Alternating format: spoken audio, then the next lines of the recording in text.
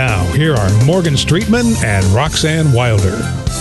So nice when the gang is all together. Morgan Streetman, I'm Roxanne Wilder. Pat George is here. We have so many show topics to get to today. Oh, man, what a beautiful day it is today in Tampa. I tell you, but we do have a lot of things to talk about, not just here in Tampa this Monday, but also all around the world. You know, one of the first things we wanted to do is to take a quick look back at the Julian Assange story, which we've been covering now for a number of weeks. We've covered in, some pretty good detail over the past couple of weeks. How is he doing?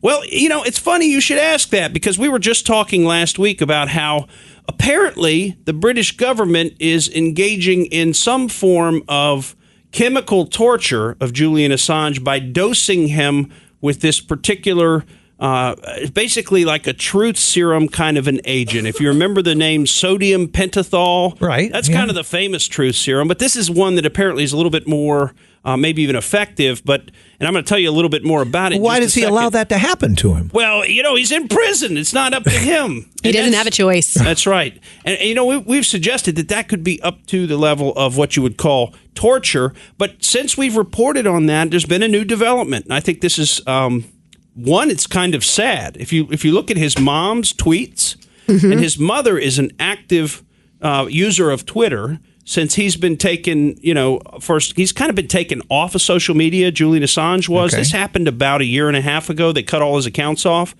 And around that time, his mother, Christine Assange, had an account and basically started communicating kind of on behalf of her son and trying to get people to look at him as a human being and those sort of things, because she knew what was coming down the line, as did he, obviously. But let me get to the news, because the news is his lawyer is reporting, and this apparently has been confirmed, that he's actually been moved to the hospital wing of the HMP Belmarsh prison, and it's HMP is Her Majesty's Prison, Belmarsh. So he's actually been moved to the hospital wing, and his lawyer says that he is, and this is a quote, gravely ill. Now, of course, gravely ill means, you could die. On his way out. You might be about to die. He has two strong advocates, his mother and Pamela Anderson. Yes. She's stepping up for him. And, this thing that they've been dosing him with, this drug or chemical, whatever you want to call it, is 3-quinucleadenyl benzylate, also known as BZ. And, this is not like something that probably most of us have ever even heard of. This is not a familiar type of a drug, but I looked it up because, there has been some research on it, and it is known what the side effects of it are and what happens if you take this, because, it has been taken a number of times, and it's been dosed to people a number of times. And, one of the things is that it's a very long experience. So if you take BZ or somebody shoots some BZ into your arm, that's going to be an approximately 70 to 80-hour experience where you're going to be disconnected from reality, and at varying levels depending on how much they dose you with. That's a long trip. That's a really long, strange trip, and what we've heard, the anecdotal evidence out there on this BZ stuff is that people don't necessarily come back from those trips, particularly if they're repeatedly dosed. And so I wanted to read to you. How long has he been on this? We don't know. But he's been in HMP Belmarsh since they took him out of the Ecuadorian embassy. So they probably very quickly thereafter started their process of interrogating him, which probably includes both physical changes to his environment, so putting him in cold rooms, using noise to prevent him from sleeping, all of these things to try to affect his mental state.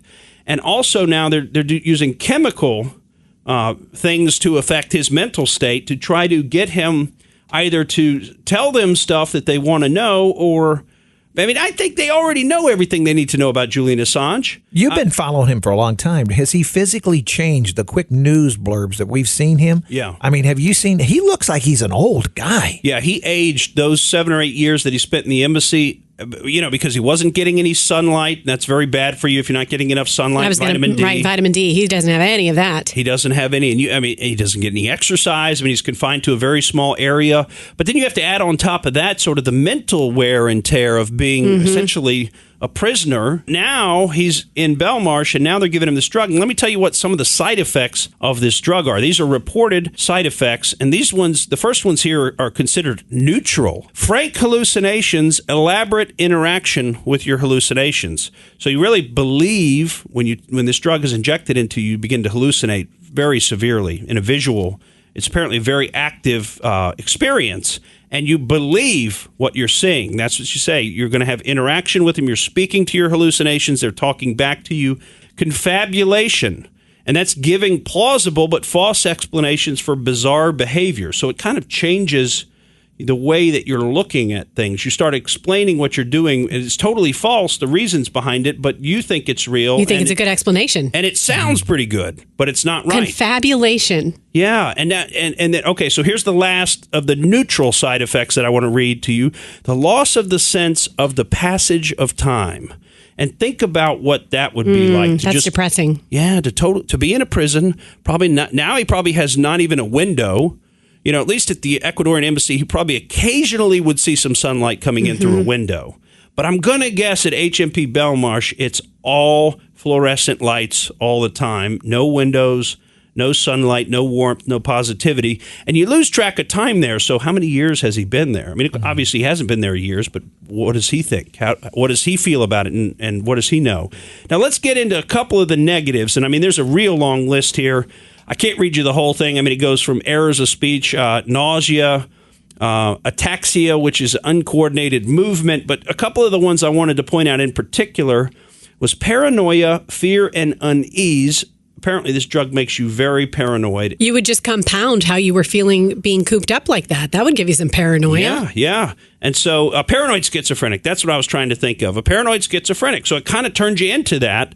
Also, one other major negative is night terrors, described as vivid, open-eyed hallucinations with a nightmare quality. Why now? Why after 8 years do they go in and they yank Julian Assange out of there, and the first thing they do is they start dosing him with mind-erasing drugs? Why? Why? What is Julian Assange in a position to do? Well, why do you think they're doing it? I think he's the one person in the world who's in a position to say where WikiLeaks got the documents that came from the DNC server. And I think, and he's alluded to this pretty specifically, I think they came from Seth Rich. And we know because of the download speeds of those particular files that it had to have been a local download onto a thumb drive.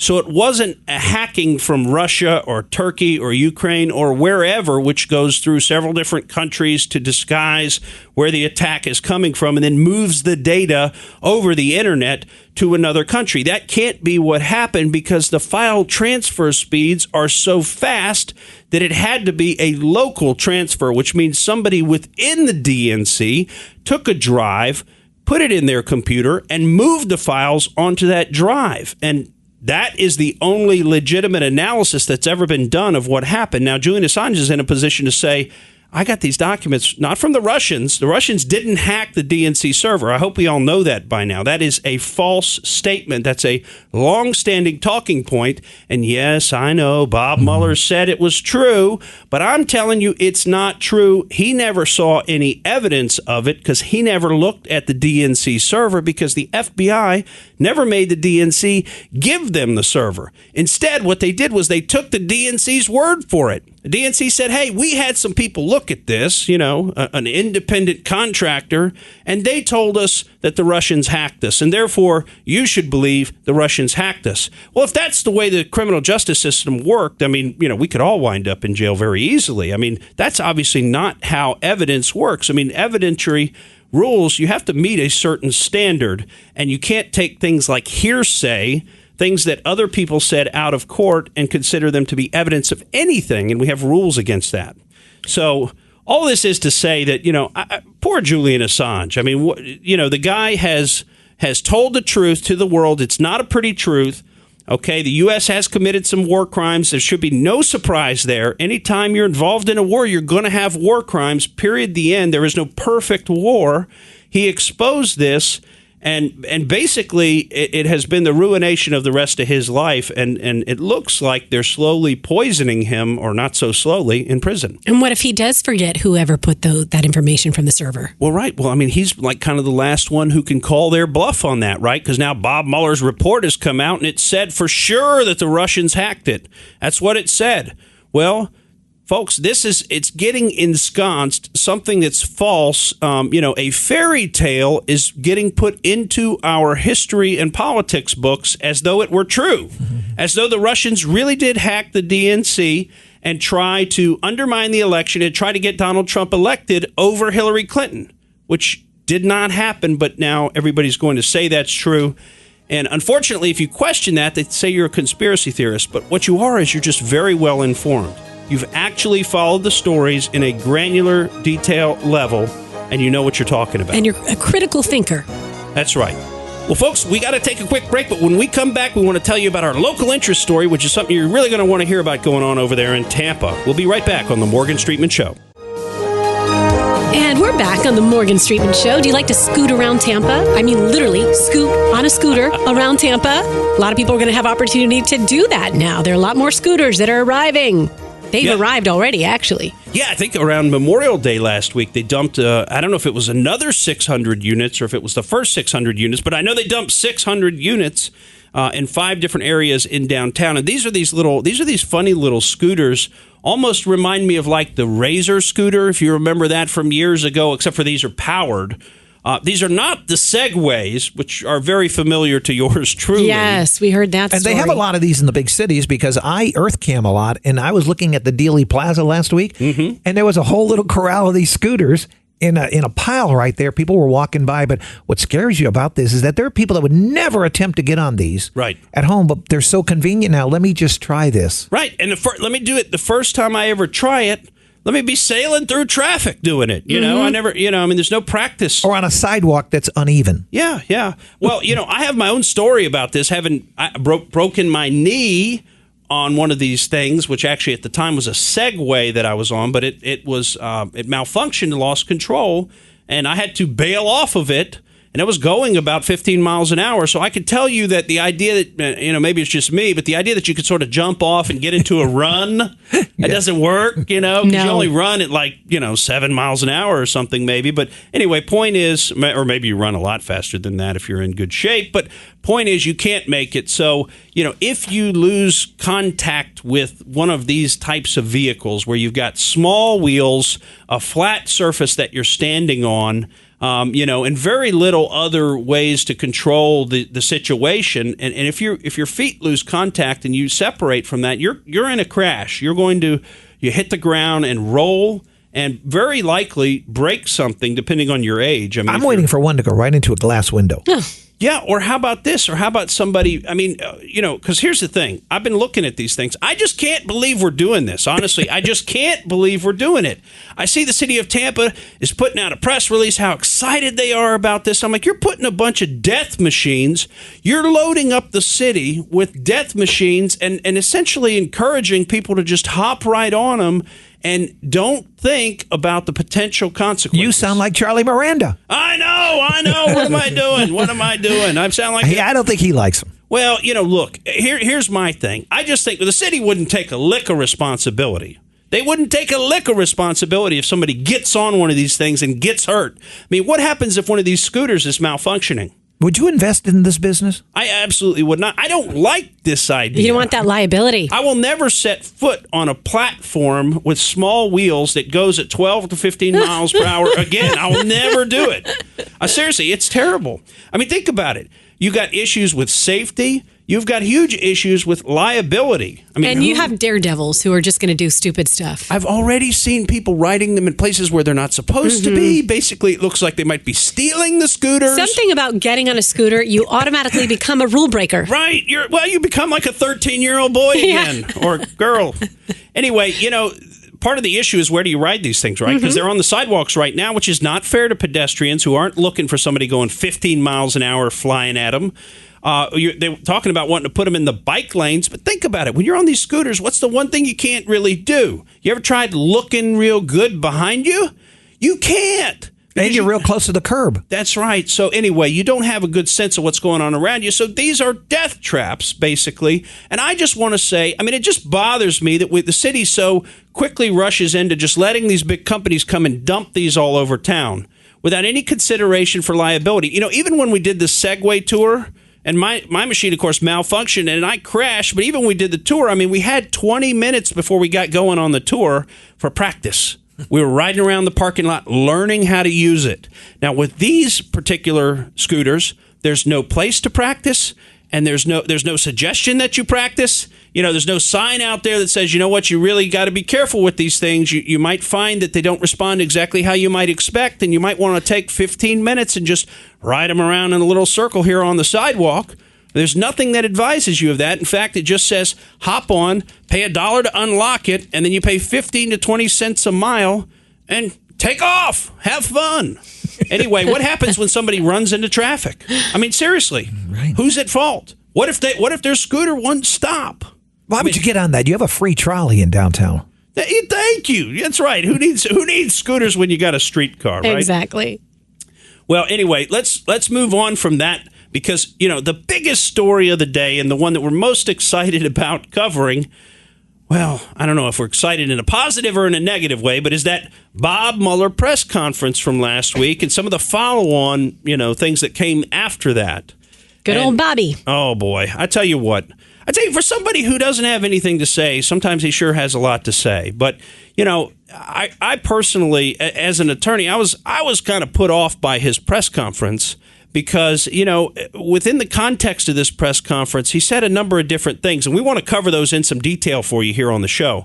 I want to really bring you, you know, some of the things he said, probably the most controversial or most reported thing, and the thing that's leading to impeachment is something that he said about whether or not the president committed a crime. But I'm going to show you how, within the context of just a 10-minute little, what he called a press conference, and I mean, it's hard to call something a press conference if you don't actually take questions from the press. It's just a statement. That's just a read statement. Mm-hmm. You know, you could have recorded it at your desk and just sent that out. Could have just tweeted it. It's not really a press conference, right? But anyway, so he said things about what the president did, but in other parts of his little press conference, he said things about the correct way that the Justice Department is supposed to deal with these issues.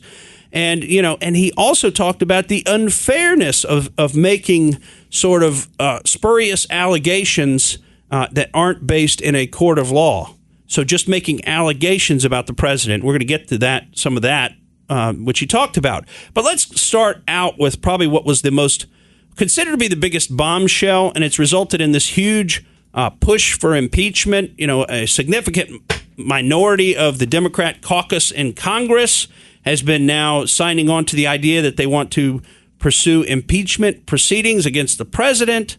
And, you know, I encourage that if they want to waste their time on that, to go for it. Although I think really it's going to be a real negative thing for the country. But I don't think they're going to get the result that they wanted. And I'm just using the Bill Clinton impeachment proceedings as my historical example, because that kind of blew up in the Republicans' face. Mm-hmm. It actually made Clinton more popular. It humanized him in a lot of ways. And this kind of impeachment proceeding will probably do the same thing for Trump, particularly if he declassifies some of those documents that really show how they abused the intelligence services and the FISA process against him. But let's hear from Bob Mueller on his sort of marquee statement that he made during his read statement. And as set forth in the report, after that investigation, if we had confidence that the president clearly did not commit a crime, we would have said so.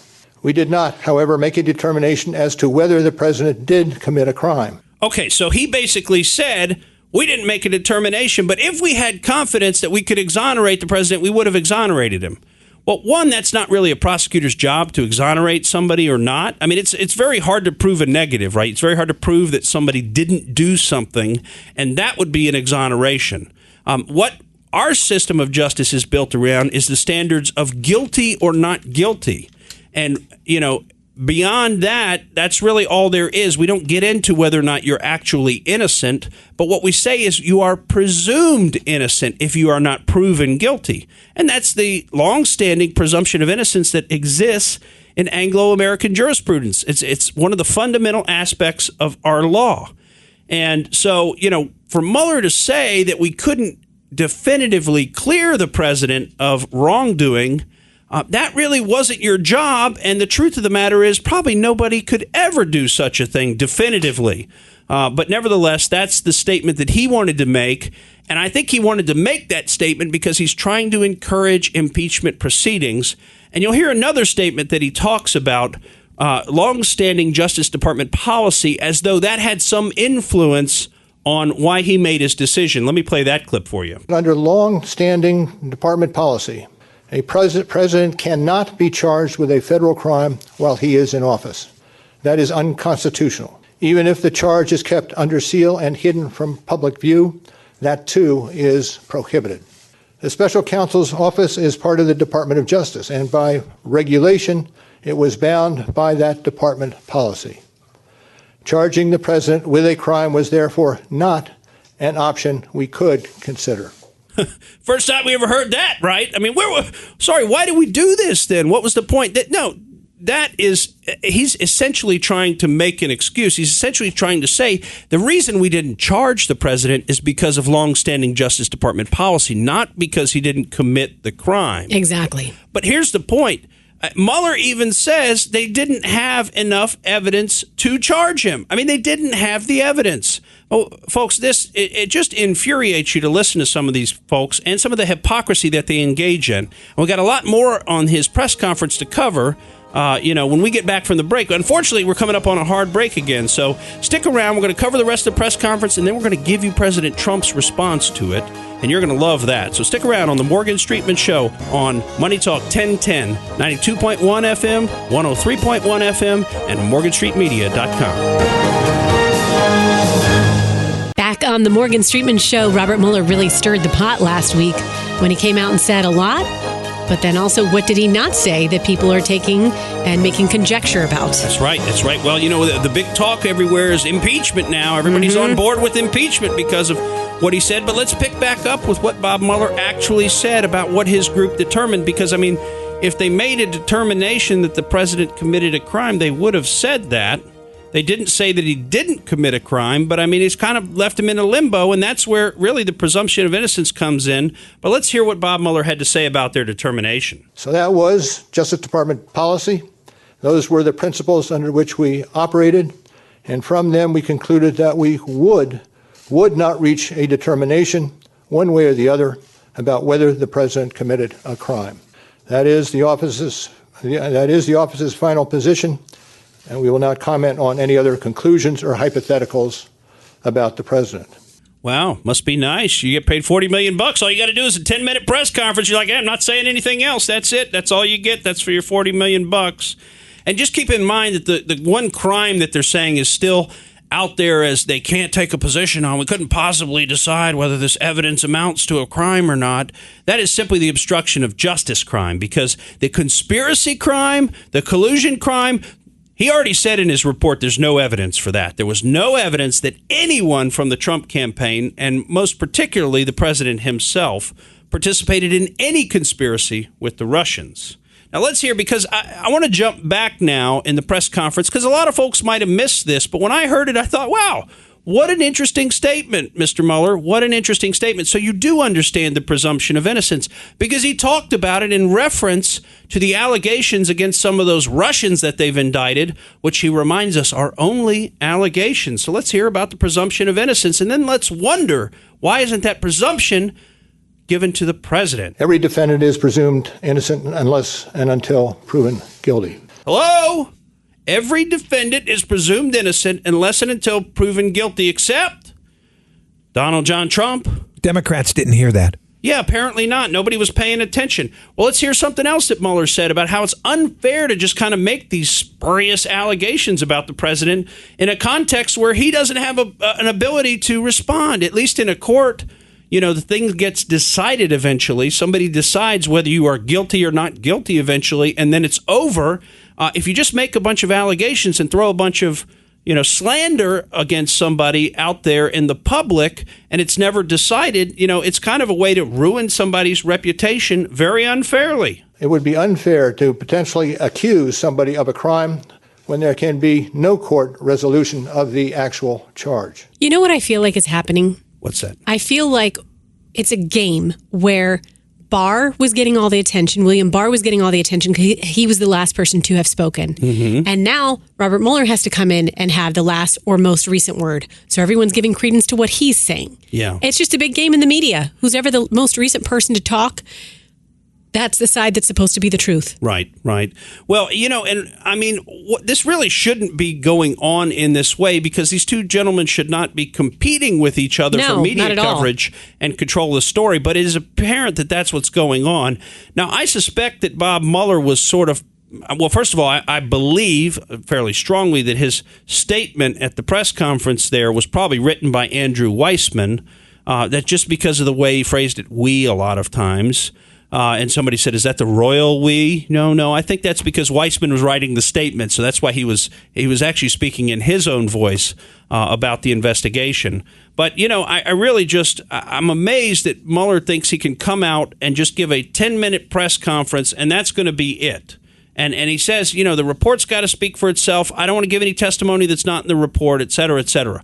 Well, you want to know what that means? That means he doesn't want to be cross-examined. Let's hear him tell it himself. Now, I hope and expect this to be the only time that I will speak to you in this manner. I am making that decision myself. No one has told me whether I can or should testify or speak further about this matter. There has been discussion about an appearance before Congress. Any testimony from this office would not go beyond our report. It contains our findings and analysis and the reasons for the decisions we made. We chose those words carefully, and the work speaks for itself. And the report is my testimony. I would not provide information beyond that which is already public in any appearance before Congress. So beyond what I've said here today and what is contained in our written work, I do not believe it is appropriate for me to speak further about the investigation or to comment on the actions of the Justice Department or Congress. And it's for that reason I will not be taking questions today as well. If the written report was his testimony, then why did he need to come out and give a press conference at this point in time, right? Why? He needed to do it because the narrative in the media wasn't going the way the Democrats wanted, and they needed some ammunition to get it going back their direction, back towards impeachment. Or at least that's what they thought. But what's the real reason? I mean, I think it's pretty arrogant for somebody to take $40 million and then just act like that they are the sovereign. They are the law. It's not the rule of law. It's the rule of man. It's not what does the law say or what does a subpoena say. It's what I say. And I say I'm not coming to testify for you guys in Congress. And so don't even bother sending me a subpoena because I'm not going to talk anything more than my report. Do you think that one day President Trump will go to jail when he's no longer president? I don't think so. No, I don't think so. Okay. I don't think he did anything wrong. At least not in this context. Now, look, I'm sure there's some shady business dealings that have occurred. I don't know about them, though, and we ought to be a little bit more generous than that because here we are talking about the presumption of innocence. I mean, unless somebody can prove the guy did something wrong, we ought to just assume he didn't do anything wrong. So I don't have any knowledge of some of those, satellite sort of business issues that may well have something in them. I don't know. But with respect to this Russian conspiracy or Russian collusion, I think that the book is pretty much closed on that. Now, I want to say, but see, Bob Mueller doesn't want to be, this is the key, he doesn't want to be cross-examined. I mean, first of all, a written report is an out-of-court statement. That's what's called hearsay. And why does he not want to be cross-examined? Because there's some hard questions coming for Bob Mueller that he's not going to be able to answer in a very convincing fashion, and it's going to blow his whole report to shreds. For example, I just jotted down a few of them myself. And, one of them is, when did he know that there was no conspiracy? Because we now know that it was like by the end, I think it was December of 2017, they had already established there was no conspiracy between the Trump campaign and the Russians to interfere in the election, period, the end. So from the end of 2017 to the present day, essentially, they've simply been investigating the obstruction claim. The idea that the president obstructed justice. Well, why wouldn't they have, a year and a half ago come out and told the American public the important information that, hey, We haven't finished our investigation, and we can't provide for you all of our final conclusions, but we can provide for you this conclusion. Your president did not conspire with the Russians to steal the election. That much we've established, and because it's extreme public importance, we just want to get that out to you folks now so that we can stop the next year and a half of media assault saying the president committed treason, which is just slandering him. But no, Bob Mueller let all that go on. So you don't think this was a political hit job? So he doesn't want to be asked when he knew that there was no conspiracy and why he didn't come out and make some public comment then. What else would you ask? Why didn't you question Peter Strzok and Lisa Page about their obviously biased text messages? Remember, he just removed them. He didn't even question them about them. He didn't say, hey, what the hell's going on here, you two? This is BS. You guys are crazy. Why didn't you tell me about this, that you guys had all this personal correspondence that somebody one day could find about how much you hated the president? How about this? What was the insurance policy, Mr. Mueller, and did you investigate that? I mean, because remember, he started out with the Russian conspiracy, but then his grant of authority was so broad that he was allowed to look into other crimes that he came across, and he's made several other referrals. Remember, he looked into Michael Cohen's taxi medallions. Oh, God, what could be more important than that? So why didn't he just ask Peter Strzok and Lisa Page and maybe yank Andy McCabe in and say, hey, I want to hear from each of you, what was the insurance policy? Because it's his investigation. His ongoing investigation is the insurance policy. So he wouldn't want to answer that kind of a question from a Republican. How about, why didn't you get a hold of the DNC server? Why did you accept hearsay from a third-party DNC contractor, CrowdStrike, who their report says that they were hacked by the Russians, and therefore we, the FBI, believe it? Okay, well, guess what other DNC report came out recently? The Steele dossier, and that's been widely admitted to be a complete fraud. So when you hire these third parties to do reports for you in a political context, you don't always get true information. So why wouldn't the FBI just say, you know what, DNC, this is really important. If the Russians really tried to steal our elections, you have to give us your server, and we have to get to the bottom of this. I mean, Bob Mueller said that much. We have to get to the bottom of these issues, but he didn't do it. He had, almost 3 years to do it, I guess more like 2, but he had a long time to do it and millions and millions and millions of dollars, and he didn't even get to the bottom of it. Why isn't the mainstream media bringing up any of these questions that you're asking right now? Oh, well, this is a great question, and I think President Trump would say that because the mainstream media is the enemy of the people. And that's his point. They're not bringing true information to the people. They're not bringing logic and reason. They're not getting people to think about the issues in a real context. They're instead trying to bamboozle people with propaganda. And headlines. Quick headlines. Yeah. And everybody's got such a short attention span anymore that they seem to be winning the battle in some ways. But thank goodness for our show and the folks that are listening to our show, because I know there's a bunch of them out there. Folks have been writing me. They appreciate this content. So we are making a difference. We're having an impact. And there are some folks out there that aren't buying the media propaganda hook, line, and sinker. And I think that's a really good thing. Another question for him is, why didn't he interview Julian Assange? I know. I've been wondering that all along. We're talking about these two stories, but yet they're not coming together in an obvious way. Julian Assange basically said, I'm here. I'm ready to talk to you guys. I know what actually happened. No, we don't need to interview him. CrowdStrike told us it was the Russians. Not anymore. He doesn't know what happened if he took those memory pills. Well, isn't that the problem? And that was what I was kind of getting at, is why the rush to erase the guy's mind now all of a sudden. The British are trying to get him to talk? Well, I don't know if they're trying to get him to talk or trying to get it to where he can never talk again. Oh, yeah. Because remember what's at the bottom of a lot of this, right? You guys remember this. Oh. Who started this? The British and the Australians. Remember? Right. With Stefan Halper and Papadopoulos and Carter Page and luring them over to Britain. And so their intelligence agencies are right in the thick of this attempt to take down a presidential candidate and then a sitting president. Their intelligence agencies are right in the thick of it. So it's really in their interest that Julian Assange never expose what really happened here, because then the whole house of cards could come crashing down around him. Will we ever have a normal presidential election ever again in this country? I don't think so. Oh, wow, Pat. That's Pat, a question. I think we've gotten into the realm now of idiocracy. I think the next thing, maybe we'll see a professional wrestler as a president or something like that. It just seems to be going downhill year by year. So, all right, we're coming up on a break, but, we've got a lot to tell you when we come back, including we got to follow up on President Trump's response to the Bob Mueller presser, and then we got to go out there. And you're not going to believe this, folks, what your phones are doing to you while you're sleeping. We'll be right back on the Morgan Streetman Show. We're back on the Morgan Streetman Show, getting ready to go out there, but a couple items of business before we do. We're going to continue that Robert Mueller discussion.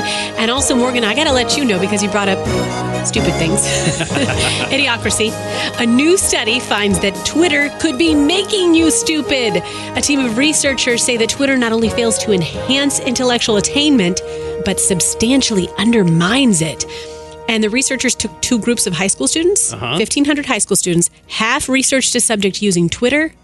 The others used traditional methods. The Twitter students scored 25 to 40% lower on the test. So that's an example of Twitter negatively affecting behavior and performance. I've always believed that Twitter is making us dumber because, for one thing, you're looking at these little snippets. Like, think about reading comprehension when you're learning in school. You want big passages to read to take in that complex information. You can't do it in shorthand. Right. Yeah, 140 characters is not enough. Now it's up to 280 maybe, but yeah, it's just not enough to really express an idea in its full context. And that is a way for the media to take advantage of that. And like we said, dumb us down, pop out those little headlines. And you see the media that's what we were talking about, maybe the media being the enemy of the people, because they're not giving us good information. They're misleading us. They're seeding into our minds falsehoods that are causing us to behave in irrational ways. To have rational behavior, you need to have as close to perfect information. That's an economic term. We should have AOC on to explain that for us. But perfect information essentially means that you know everything about everything. And if you know everything about everything, then you can be assured to make rational decisions. But if you don't know anything about anything, then you can be assured to make irrational and poor decisions. And I'll tell you what, we've seen some really poor decisions, and I think one of the poor decisions was among our intelligence community to include some of the information on the Steele dossier in some of their serious reports and assessments, even though they knew it was unverified and salacious. And of course, we've seen lately John Brennan and Jim Comey battling over who would have asked for the dossier to be put into the National Intelligence Community assessment, with both of them pointing the finger at the other. But what I thought was funny is last week, right before Bob Mueller came out with his press conference, and I mean, the timing was such that one almost wonders if it wasn't coordinated, but Jim Comey came out, the former FBI director, in the Washington Post, and I found this very interesting because I think this is the first time he's ever done that, and he lays the blame for a lot of this at the feet of Peter Strzok, who Comey calls, and I'm quoting now, the alleged kingpin of the treasonous plot to stop Trump. Now, Comey puts treasonous in quotes, so he's not necessarily agreeing that there was a treasonous plot. But what I'm keying in on is he's calling Peter Strzok the alleged kingpin, and it sure does seem like he's looking to deflect a little blame from himself. Well, you know, one of the things that the president did was when he responded to Bob Mueller, and we wanted to just cover that, he covered, and we're just going to hit the last clip, which I really thought was kind of the funniest, and that's where he talks about how Russia didn't get him elected. And I think it's true. I mean, Trump pretty much single-handedly ran his campaign with Brad Parscale, and they used Twitter and new media in different ways than had ever been used before to reach people from a political campaign standpoint. And a lot of that was his maverick ideas that he had. So let's hear what he had to say about Russian conspiracy. No, Russia did not help me get elected. You know who got me elected? You know who got me elected? I got me elected. Russia didn't help me at all. Russia, if anything, I think helped the other side. What you ought to ask is this. Do you think the media helped Hillary Clinton get elected? She didn't make it. But you take a look at collusion between Hillary Clinton and the media. And that's a great point, because the media really was in the tank for Hillary Clinton in the last election. Now, it didn't work out for her. But, we need to keep in mind that they're not, neutral arbiters of the truth. And they're not interested in bringing us the truth. They're trying to bring us a certain perspective and make us think about things a certain way. And, another industry that does that is, the technology industry. And one of the things they want to bring us is they want to bring us a bunch of things that track our every single move. So now we're going out there. And what they don't want to do is they really don't want us to know what they're doing. You remember that ad from just a few months ago for the Apple iPhone that said what happens on your iPhone stays on your iPhone? You remember that? Mm-hmm. Kind of like what happens in Vegas stays in Vegas? Well, I mean, that's just plain not true. because there are companies, and this is going to be a new industry that's coming of age out there, but there are companies out there that actually look into this stuff, and they've been looking into what your iPhone does, and apparently, in the middle of the night while you probably are sleeping, boy, your iPhone is just chatting away. It's just chatting away. All the apps are talking to each other. They're talking back to the server, doing background refresh downloads. Let me ask you a question. Yeah. I have my phone in airplane mode every night. Does that protect me from this happening? In theory, it should, right? If airplane mode works, then it would protect you in theory. The only issue would be when you turn it back on, they're going to background refresh everything. So they're going to communicate in the morning if you've got it in airplane mode at night. But I've even heard, and of course I don't know if this is true, that maybe even airplane mode isn't as solidly disconnected as we think, that there is still some stuff that There's can be still going on stuff in the going background. on because things will pop up even when I'm in airplane mode that I wonder how that works. Like it knows about your Wi-Fi connections when you're in airplane mode. Right. If they are or aren't on. So it's still talking to, Somebody. other devices, smart devices around you. So then you have to turn your phone off completely. Maybe that would work, but it's still going to recharge in the morning and do like what you said. That's right. That's right. Well, there's this group out there called Privacy Pro, or that's actually the name of their app. And I would look into this. It's a paid app, but Privacy Pro to help block some of these trackers. And I'll tell you, they've been doing, the firm's actual name is Disconnect, and they've been doing some research on this. And basically they found, literally thousands of trackers that are operating on your phone in and amongst the various apps. They're talking to each other. One of the big offenders apparently is Yelp. Apparently the Yelp app is constantly tracking you and tattling on you, even if you're not looking up restaurants on it. DoorDash. That'll make you think twice about a review on Yelp. Yeah. DoorDash, there's another one. They have, just within DoorDash, they've located up to 9 separate trackers. And they're constantly interfacing with Facebook and Google. They're telling every time you open the app, everything you order, everything you look at. Oh, by the way, what your geolocation is. And that's a big one because now they're tracking your movements in real time. And all this data is flowing out from your phone back to the servers, and it's going to marketers, and they're selling it. And you know what? They'll tell you, if you ask Google and you ask Facebook and you ask these tech companies, they'll tell you you own your own data. But yet here they are stealing it from you. They've told you what happens on your iPhone stays on your iPhone. But that's not true at all. When the background app refresh is on, what happens on your iPhone is going out to literally thousands of different trackers and marketers. So they have defrauded you by telling you your data is safe. We know you own your data, and we're keeping it on your phone for you, and we're keeping it safe. But the reality is they're not. Your data is being stolen and sold. Oh, well, by the way, you left your iPhone in the other room. I just found it. Here's your iPhone. Pat George, you didn't steal my iPhone, did you? Thank you. It hasn't been listening to today's show. Well, I tell you Pat just downloaded all your data to his computer, so. Well, what can you do? What can you do, Pat? Now you've got all the secrets, Pat. Well, folks, we hope you enjoyed the show. We hope you have a great week. And, call us anytime on your iPhone. I'm Morgan Streetman, and that's the way I see it. Thank you for listening to the Morgan Streetman Show. We hope you enjoyed what you heard, and if you did, please click like and subscribe to help us out. And remember that we recommend that you exercise your brain at least once a week.